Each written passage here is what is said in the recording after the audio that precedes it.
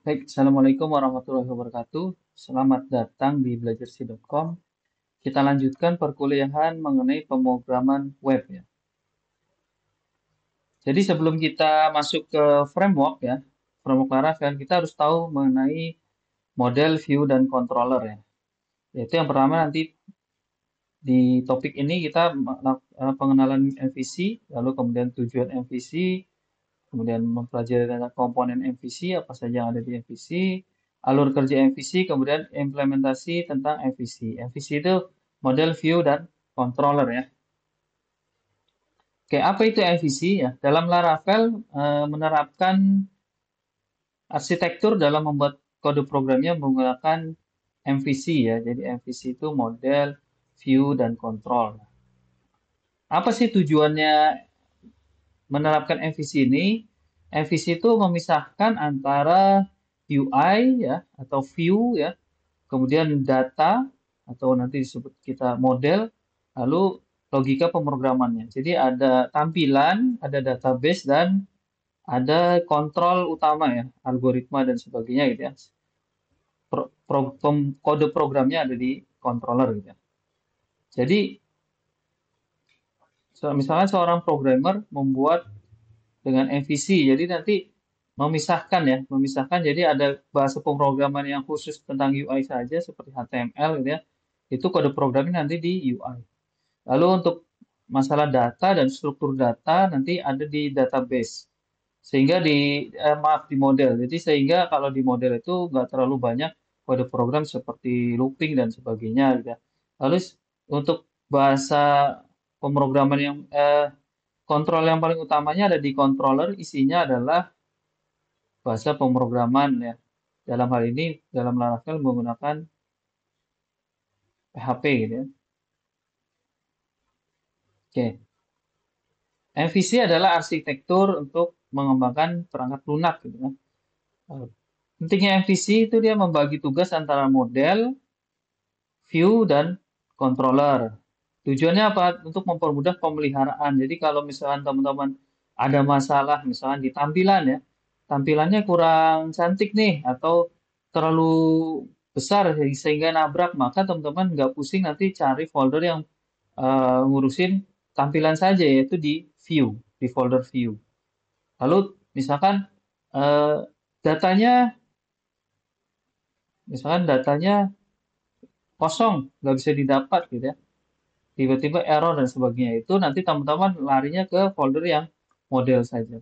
Sehingga kode program itu tidak campur-campur. Kalau kita native kan biasanya masih campur ya. Misalkan kadang di satu file HTML, PHP itu nanti ada query SQL, ada tampilan HTML-nya, terus ada looping-nya dan sebagainya. Nah, ini di sini MVC itu memisahkan agar nanti mudah. Karena nanti bisa jadi teman-teman bekerja secara tim, ada tim yang mendevelop tampilannya, di view-nya, ada tim yang mendevelop di database-nya. Jadi berbeda-beda ya. Jadi bisa dikerjain bersama-sama nanti karena nggak coding di satu file gitu ya. Oke, jadi MVC, komponen MVC yang pertama adalah model ya. Model ini nanti ada sedikit program untuk koneksi ke database gitu. Kenapa dibilang sedikit? Karena sebetulnya model model ini hanya mendaftarkan struktur data dari database. Jadi padanan database-nya. Jadi kalau di database ada tabel misalkan mahasiswa, fieldnya A, B, C, D, F, G gitu ya. Nanti di modelnya itu kita cuma sekedar bikin padanannya dalam bentuk bahasa pemrograman. Jadi ada struktur eh, mahasiswa, kemudian isinya A, B, C, D, F, G gitu ya.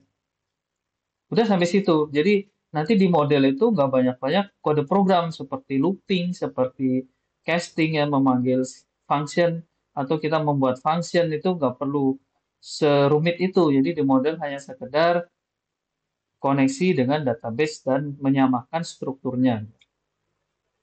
Itu model ya, model. Lalu view dari MVC ya, M model, V-nya adalah view. View ini bertanggung jawab mengenai tampilan ya pada user. Jadi isinya nanti berupa kode-kode seperti HTML ya. HTML misalnya menampilkan gambar, menampilkan tabel, menampilkan paragraf, atau menampilkan yang lain-lain ya, tombol dan sebagainya gitu.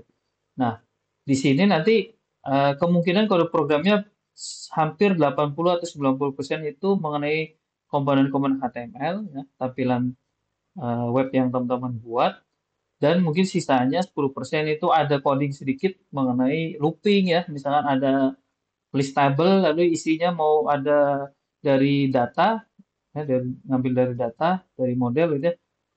Jadi mungkin akan ada looping. Ya cuma sekedar itu, sama looping sama mencetak variabel-variabel gitu ya. Lalu yang terakhir adalah kontrol. Nah, controller itu adalah ini jantungnya ya, untuk logika pemrogramannya ada di kontrol. Ia mengatur misalkan ada request masuk, kemudian dikontrol, kontrol itu mau larikan kemana, ke view atau ngambil data dulu ke model, kemudian nanti balik ke controller lagi, lalu hasil yang didapat dari model dikembalikan ke view gitu ya. Jadi eh, user kan nanti hanya melihat di view-nya saja ya, di view-nya. Tapi view kan butuh data. Nah, kalau misalnya memang butuh data, nanti controller yang menyiapkan data tersebut menarik dari model. Kemudian dilanjutkan ke view gitu. Jadi controller yang nanti lebih banyak sibuk sini kode programnya banyak ya. Sebagian besar kode program dari kalau pakai Laravel menggunakan PHP gitu ya. Dengan sedikit nanti komponen tampilan maaf kode program berupa HTML itu sedikit. Jadi controller full nanti PHP semua dari looping, membuat function ya atau method ya, kemudian bikin konstruktor dan lain-lain ya. Ada di controller. Jadi semuanya dipisahkan menjadi 3 bagian. Ada model, view, dan controller. Oke, saya ulangi lagi ya. Definisi model. Model ini mewakili data ya, aturan bisnis dalam aplikasi. Yaitu bertanggung jawab untuk mengelola data, memproses logika bisnis dan sebagainya ya. Jadi intinya nanti akan memadankan data dengan variabel yang ada di Laravel gitu ya. Jadi misalnya ada tabel invoice ya, invoice ID, customer ID, order, product ID dan sebagainya. Nanti ini di dalam model kita samakan aja mau disamakan atau terserah ya. Misalkan di model kita tentukan mentah-mentah gitu. Ada variabel namanya invoice ID, customer ID, dan sebagainya. Tapi bisa jadi yang dibutuhkan saja, misalkan di query dulu. Di query, misalkan select invoice ID sama status misalnya. Nanti modelnya cuma 2 itu pun nggak masalah ya. Jadi untuk menghemat ya. Kalau memang dibutuhkan hanya 2. Itu model. Nah, contohnya seperti ini ya. Kalau misalkan model, misalkan mengambil data dari tabel, ini tabelnya, oke, cut. Oke, action. Nah, ini mengenai model ya. Contohnya, nanti kalau teman-teman menulis kode program model, ya seperti ini ya. Jadi kalau misalnya di tabel ada isi name, email, dan password, ya nanti tinggal tulis variable ini. Kemudian nanti tampilkan apa gitu ya. Atau cuma sekedar protected ini saja, nggak ada ini pun nggak apa-apa. Nggak usah di display. Gitu. Oke, selanjutnya adalah view. View bertanggung jawab untuk menangani tampilan atau presentasi atau antar muka untuk user. Jadi teman-teman bikin website yang menarik, yang cantik, desainnya bagus ya, desainnya responsif ya, bisa dilihat di mobile, bisa dilihat di PC dan lain-lain gitu ya. Itu nanti hubungannya sama view. Jadi view itu tujuannya untuk menampilkan atau menyajikan tampilan gitu ya. Nanti contoh untuk view ya seperti ini, mirip dengan HTML biasa. Oke, ada mencetak apa? Di sini mencetaknya seperti ini ya. Jadi mencetaknya dengan menggunakan variabel biasa saja, panggil nama variabelnya. Oke.